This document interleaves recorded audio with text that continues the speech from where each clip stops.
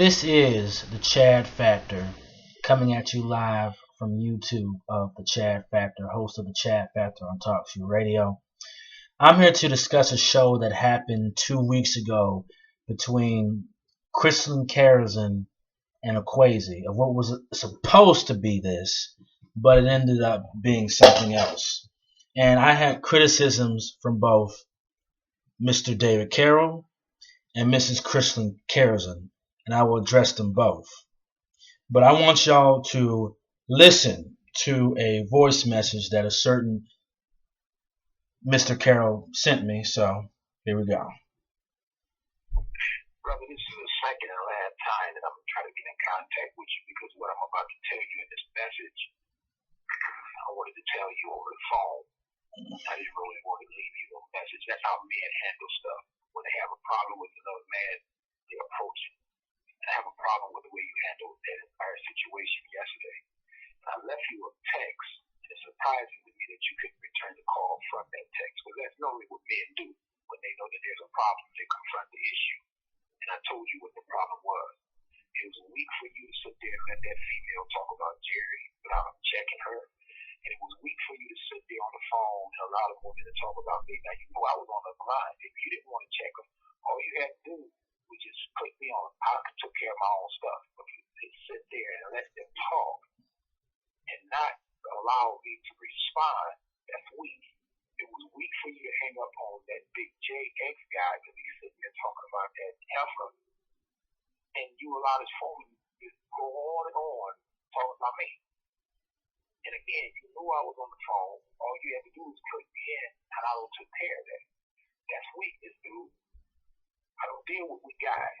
That entire way you handled that situation was completely weak. I mean, I don't understand why you brothers seem to, get infatuated over some pussy to the point that y'all gonna sit here and allow the women to disrespect brothers, and you just sit there. Sweet guy. That's what I wanted to tell you. Now, I left you a message in your text, and you didn't call back. And you called the chick, and you called another guy. I know you called him because they talked to me.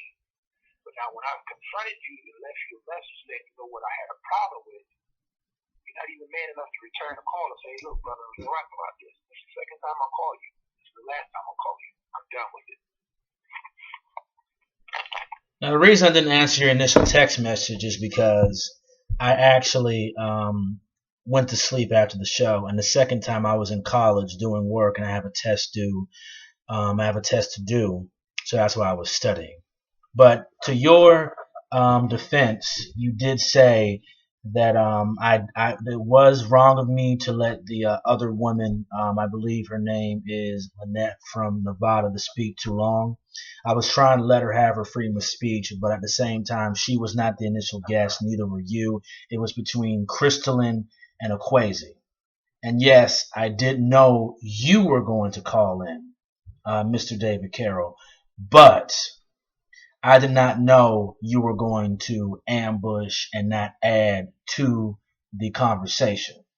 Okay, because you are consistent on your videos. You are consistent on doing your message on your YouTube videos, but it seems to me that whenever you go on somebody's shows, that and then when people can ask you questions, you can't be deconstructed, because it seems like you don't let people deconstruct you when you're on other people's platforms. You do it on YouTube, you'll do it on Twitter, you do it on other things, but when it's on a show and a platform, then you don't want to talk.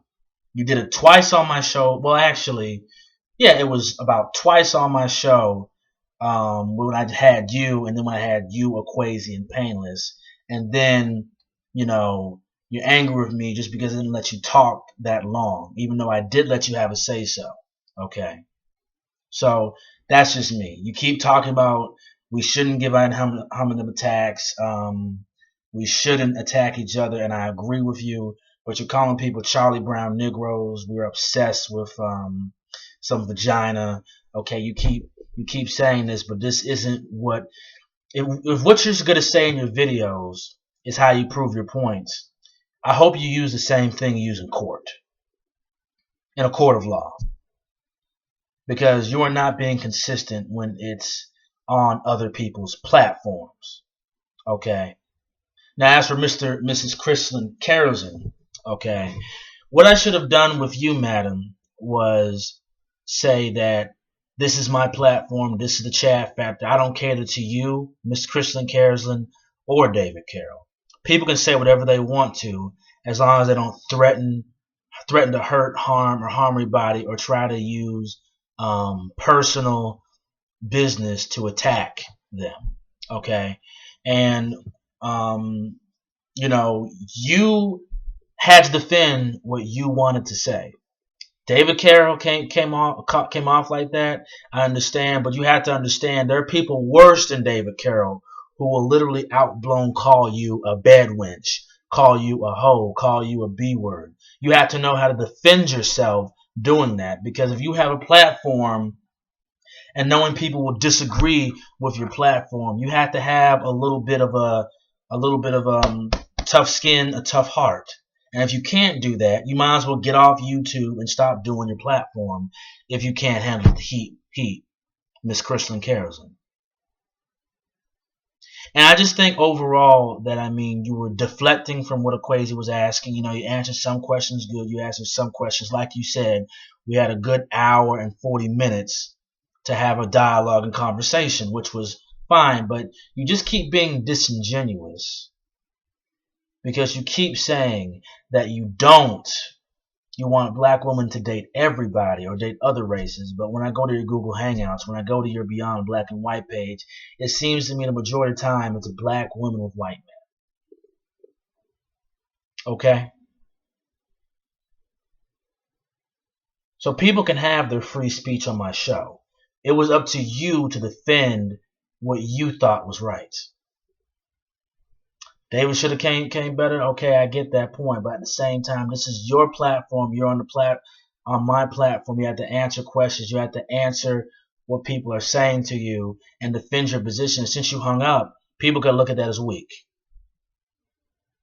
Okay, but this is my platform. People can say whatever they want on my platform. I can't control anybody what they say. I let whatever they say goes on my platform as long as they don't threaten anybody. I was not setting you up. You are not a victim, Miss Christelyn Karazin. And Mr. David Carroll, I am not weak. I have had many different people on my shows. You didn't call me weak when I had you on my show the last 2 times. So I hope I'm not weak now. But this is my response.